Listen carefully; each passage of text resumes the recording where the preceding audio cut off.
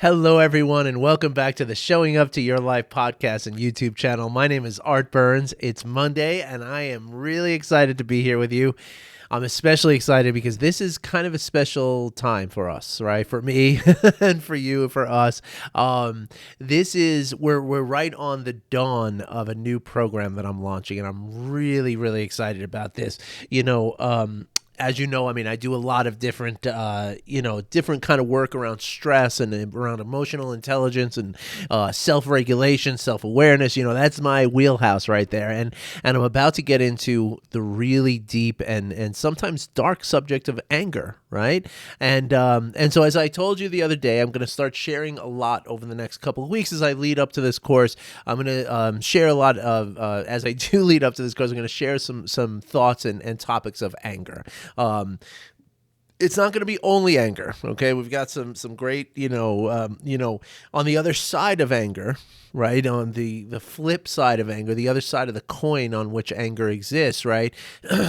Are things like compassion and forgiveness and kindness, right? And so we're going to be doing a very healthy amount of talking about kindness and about compassion and about forgiveness as well, okay? And that's sort of the part of this, right? But in order to understand the anger, in order to kind of flesh out the anger, it's helpful to talk about it a little bit. And so that's going to be a large part of what we're going to do in these next couple of weeks. But again, it's not going to be all anger all the time. I got plenty of other pleasant feeling things to share as well. Okay, because the thing of it is that anger doesn't feel good, right? It doesn't, and it's not supposed to.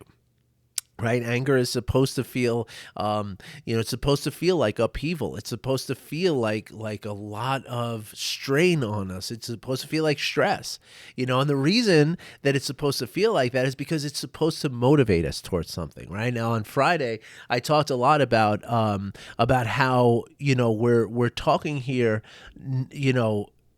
not so much about managing anger, but we're talking about transforming anger, right? That's the point of this whole course that I'm going to be teaching in the next couple of weeks, is that it's about, making anger into something that it is not currently. Okay, now on Friday, I talked about what that means, what that looks like in terms of,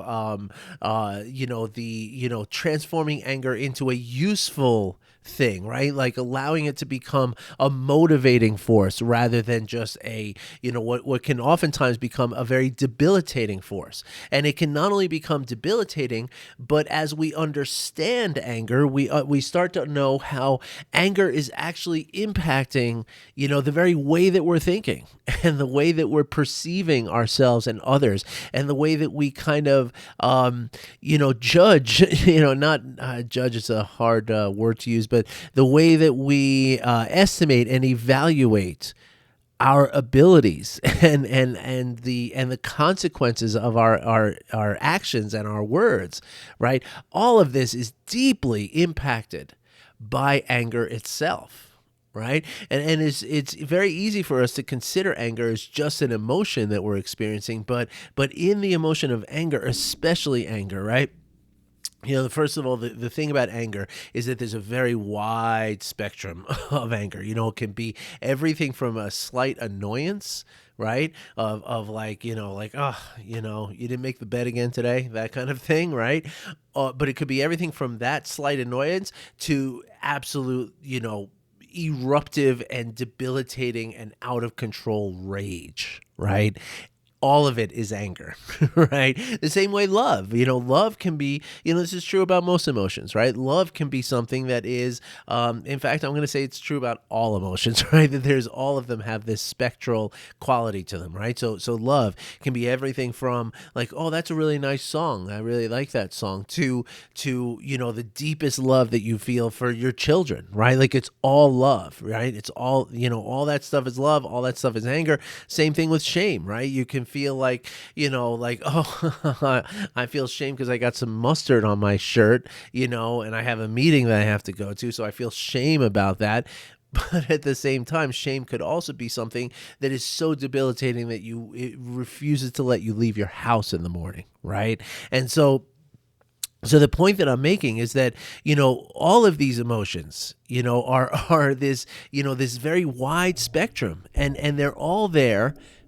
That spectrum exists for the same reason that the emotions exist, right? Because it's not a one size fits all. The emotions are meant to motivate us, and proper motivation requires kind of proper sort of the right intensity to meet the situation, right? And that's where anger is. Again, the as I said on Friday, anger is probably the most motivating emotion that we can feel, right? Especially when it gets to that point of rage, right? Like there's very few things that can make us feel that way, right?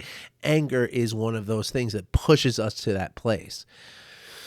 Now, what we do with it, that becomes the question, right? And that's where this notion of anger management comes up, right? Now, anger management is something that is, it feels like it's as old as the hills, right? Like we've been talking about anger management for decades upon decades, right?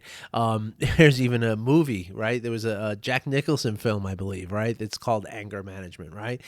20 years old that movie is probably, right? And so this is not something that is a new concept for sure, right?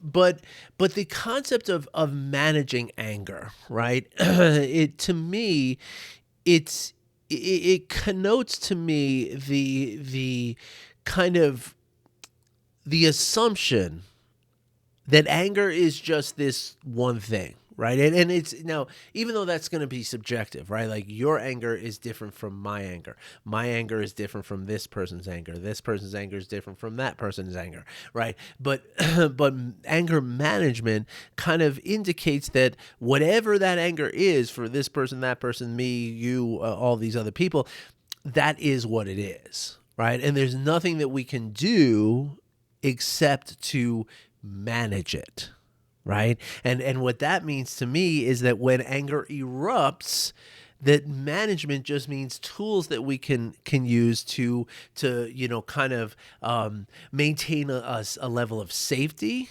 right? And to sort of box the anger into this like kind of a manageable kind of thing, like a manageable size, a manageable intensity, a manageable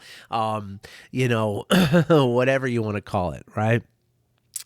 And while of course this is very positive, right? Like nobody's going to tell you that you shouldn't try to get people to manage their anger, right? Because that's the thing, that anger, as it evolves, as it grows, and it becomes more of what it is, right? The ultimate expression, like the ultimate power that anger can hold, is the expression of rage, right? And is that state of rage, right? Now, part of the problem here when we talk about anger management is that when you're in that place of rage, it's almost impossible for anyone to manage that. Now, I guess that's where we can ask the question, like, what does manage mean, right? And to me, managing anger means to regulate the anger, right? And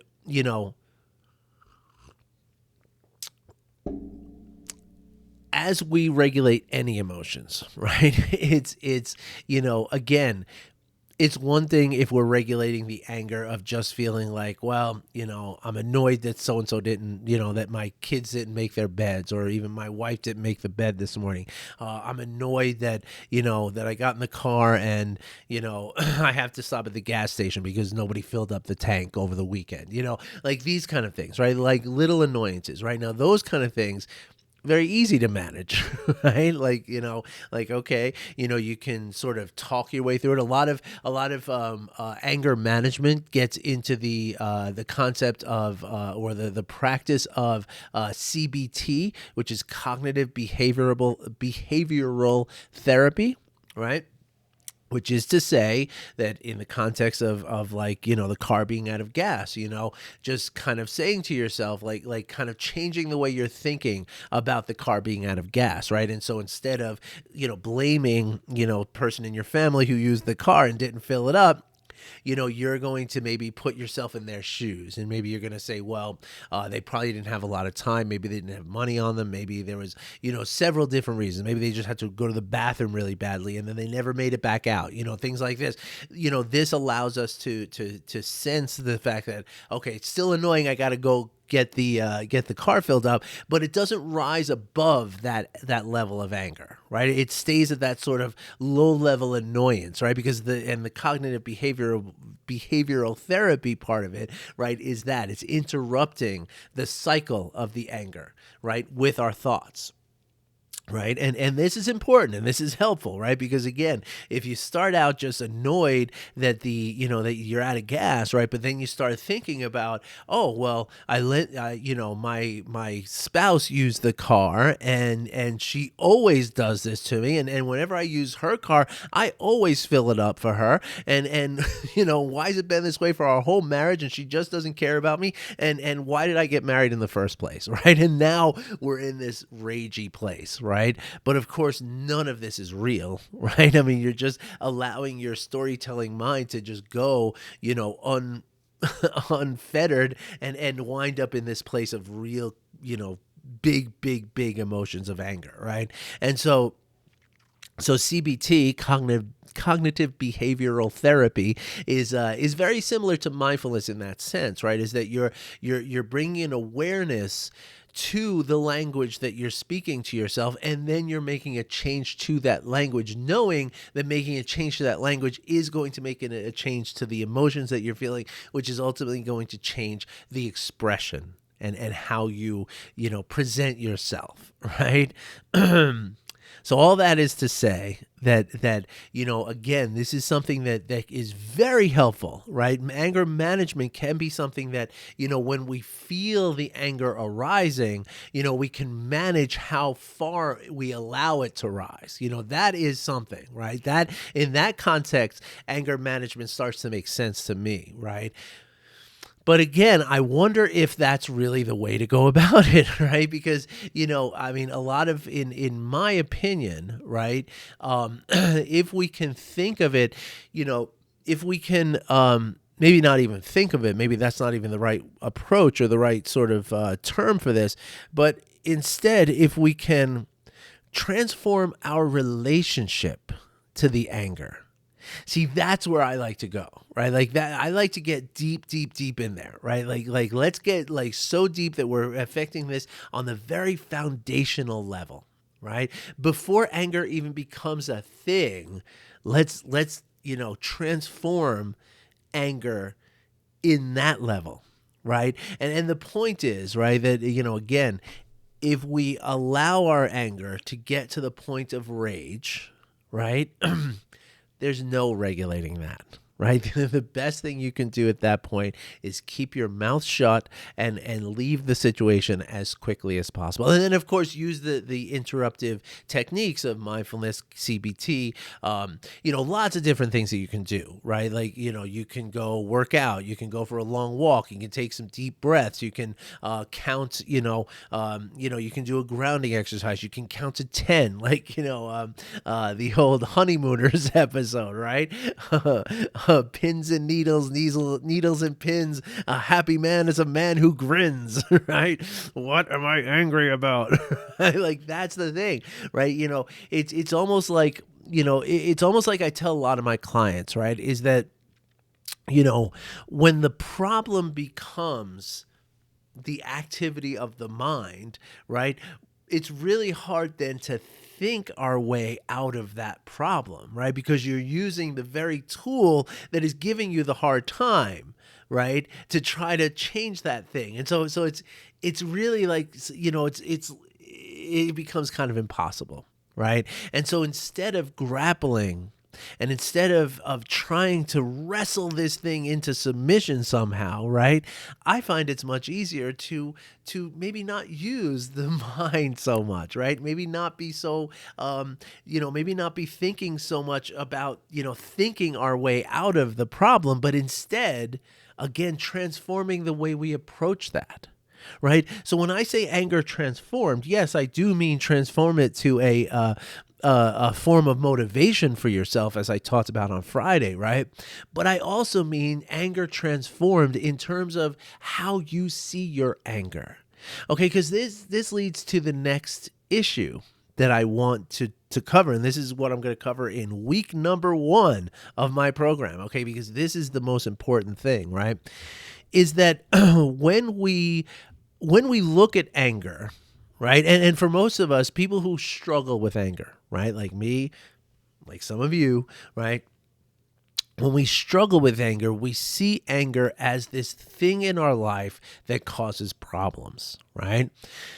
And when we see anger as this thing in our life that causes problems, then what we tend to do, if we have an untrained mind, which many of you have already trained your mind, so it's not going to affect you in the same way, but the untrained mind immediately, when we judge something as or I'm sorry, when we evaluate something as harmful and difficult in our life, something that creates problems in our life, then automatically we are going to judge that thing as bad, right?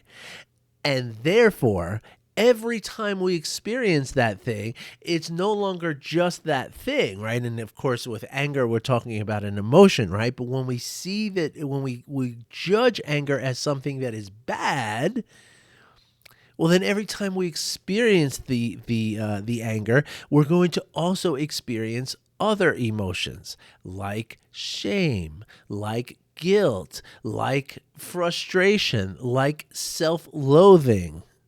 Okay? And this becomes part of the anger. So a lot of us, what we're feeling is not even just pure anger. It's anger plus all of these other things. Right? And so you can see how this becomes something that is very, very heavy for us to carry around. Right?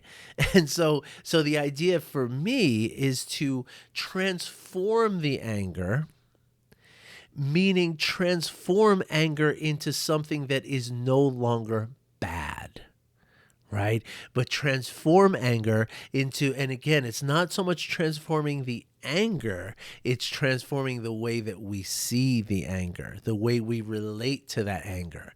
And that's really the word that I like to use, is a relationship, because it is a relationship.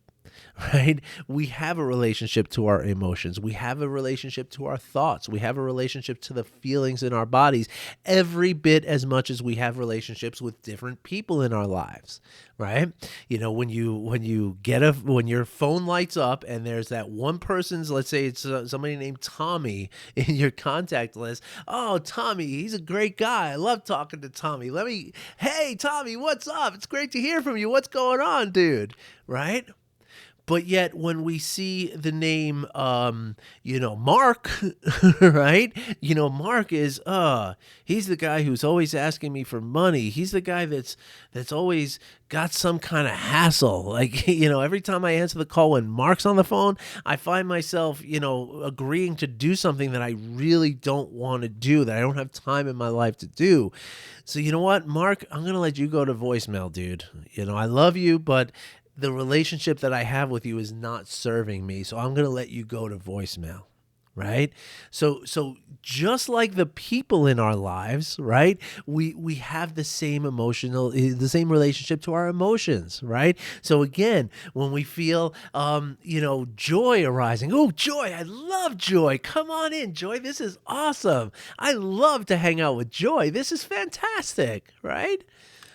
But yet when we see anger coming up, we say, oh, no, this is bad. This is terrible. I can't handle this anger right now. What am I going to do, right? The difference, of course, is that there's no voicemail we can send our anger to, right? Our anger is just going to kick the door open and be like, yeah, I'm here now. Right? Anger is in the building and there ain't nothing you can do to get rid of me. Right?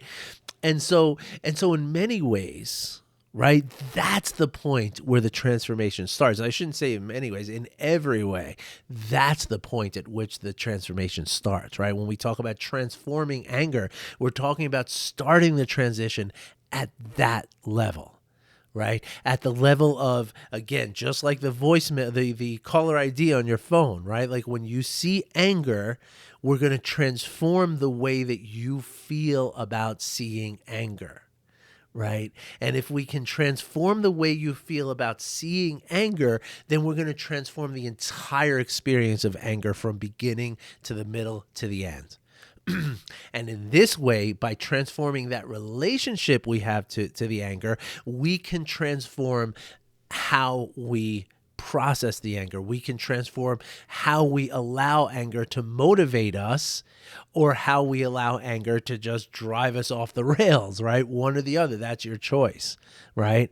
And specifically, as I said the other day, right, when we can transform our relationship to this and we cannot feel that sense of dread and that sense of tension that comes with the arising anger, then we can allow anger to become something that's even more useful for us, right, which is assertiveness. Right. And this is how we can actually change things in our lives so that we don't experience this cycle of anger over and over and over and over and over and over and over and over and over and over and over and over and over, right? Because that's the thing, right? As I've talked about here a lot, right? Especially over the last few weeks, anger is a lot like stress in that sense, right? Like the stress response is truly your greatest tool for saving your life. Full stop. Right? There's nothing more that needs to be said about that. It is absolutely for every living creature on this earth. The stress response is the greatest defense we have for keeping ourselves alive. Right? But at the same time, this thing that is the greatest tool, the most powerful, and most valuable tool that we have, if we experience stress on a prolonged and chronic level, it goes from being this amazing tool that could save our life to actually something that is killing us. And anger is no different. And anger and stress are very closely tied together, which we're going to cover also in the course and the webinar leading up to the course. But the bottom line is, right, that anger is exactly the same way, right? Anger is one of the most motivating things that we can feel. And it's therefore equally as important as stress in our bodies, right? Is the ability to feel anger, right? Get somebody to back down. It protects your things. It protects your person, your relatives, your belongings, right? Anger is what allows us to do all that, right? But again, if you're feeling anger in a chronic and prolonged way, anger goes from this really wonderful tool to the worst thing you can possibly experience, right? It literally gets to be something that is killing you. And so we want to transform it into something that is beneficial. Right. And so that's where when I talk about, anger management versus anger transformation, this is what I'm talking about. And mostly, again, I would say that if there was one takeaway from this video, right, the one thing that you could understand, and again, all of this is going to be covered in this 12-week course I'm going to launch in about 3 weeks from now, and in 2 weeks from now, we're going to do a webinar, and this is all be covered in the webinar as well. But the point is that the more we can, when we can transform not just the emotion of the anger, because there's not much you can do about the actual emotion, right? It is what it is. That's how it acts in your body, right? So there's very little control you have of transforming that, right? But what you can transform is you can transform your relationship to it, right? The way that you feel it, the way that you perceive it, the way that you understand it, and the way that you respond to it, right? This is all the transformation that I talk about. And if we can transform on this level, well, then it becomes a whole different thing for you, right? It becomes something that truly is, very motivating, and almost it almost heightens your level of awareness, right? Because when you feel, because that's really what our emotions are, right? And again, this is transforming the way that we interact with our emotions, right? Because most of us are just in a very passive position for our emotions, with our emotions, or in relationship to our emotions, right? We just experience them, right? They're like, okay, I'm feeling sad now, or I'm feeling angry, I'm feeling happy, or I'm feeling excited. We just kind of experience them, and then we're along for the ride in most ways, right? But as we transform our relationship to anger, we transform our relationship to all of our emotions. And in this sense, what we start to do is we start to understand, or gain the ability to see the emotions when they're arising, not just when they're here, not just when, okay, I'm angry now, right? But we can sense anger coming from, I like to use this metaphor with my clients all the time. Picture yourself standing on a railroad track, right? And you look down the track, and all the way down there, I mean, mile down the track, there's this little puff of smoke, right? So that's a train, but you also know that it's so far away that there's almost no way that it poses a danger to you, right? It's a mile away. Even though it's moving, say even 50 miles, let's say it's going 60 miles an hour, that means it's going to be a full minute before it gets here, right? So I mean, there's a lot you can do in a minute, right? Now, picture the same tracks, same railroad train, the same train, but now instead of a mile down the road, it's like 100 feet away, and it's coming at you 60 miles an hour. Now, there's only one thing you could possibly do, and that's jump out of the way, right? That's just move your body as fast as you possibly can. Otherwise, you're going to get smushed, right? So that's how most of us experience our emotions, right? Is when it's already on us, right? When we're already in that place. I'm already angry. I'm already sad. I'm already excited. I'm already feeling shame, whatever it is, right? But what we can do when we transform our relationship to our emotions, we can start to see them when they're that train all the way down the tracks. And that's when we can start asking ourselves some very important questions. Okay, I feel this anger arising in me. What is it about this situation that's creating this anger? And again, when I ask those kind of questions, now I have something I can work with, right? And so maybe now I can identify something that, okay, you know what? If I just change the way I think about this, then all of a sudden I don't feel the anger anymore, right? Now, I guess that's kind of managing it, but again, I see it as more of a transformation, right? So, I mean, you can call it whatever you want to call it. It's not, I'm not, too picky on that. And I'm certainly not attached to it or identified with it. But I just thought it would be interesting to kind of talk about that, especially as we get started on this journey together here for the next few weeks, and talking about this very, very important, aspect of our experience, right? Anger is a very important aspect of our experience. And so I thought that if we talk about it in terms of, again, this transforming the way in which we the way in which we relate to the anger, the way in which we coexist with the anger, cohabitate with the anger, right? That's really the key. And that is how we can, allow ourselves to really transcend the anger and no longer be that angry person, but instead be someone who has, power over it and uses the anger to facilitate, success in our lives. All right. So I hope that was helpful. I hope everybody understands all that. If you have any questions, please, as always, I'll put a link in the description below. You can book a call to ask me whatever you have, but you can also just ask in an email. Okay. Reply to the email. Send me a fresh email at art@artburnscoaching.com. However you like to do it, but get in touch with me. I would love to answer your questions. Okay. And of course, if you would like to reserve a spot in this new program, or if you have any questions about the new program, again, you can either email me the questions or email me a save the spot, or book a call and we can discuss it one-on-one, live and in person. All right, everybody. Thanks for listening. Thanks for watching. I wish you well. I'll be back again tomorrow. Tomorrow we're going to talk about shoot, I forgot. Let's see real quick. Oh, this is why I forgot. So I wrote out this whole long story that is probably the most embarrassing and horrible thing that I've ever had to say about myself.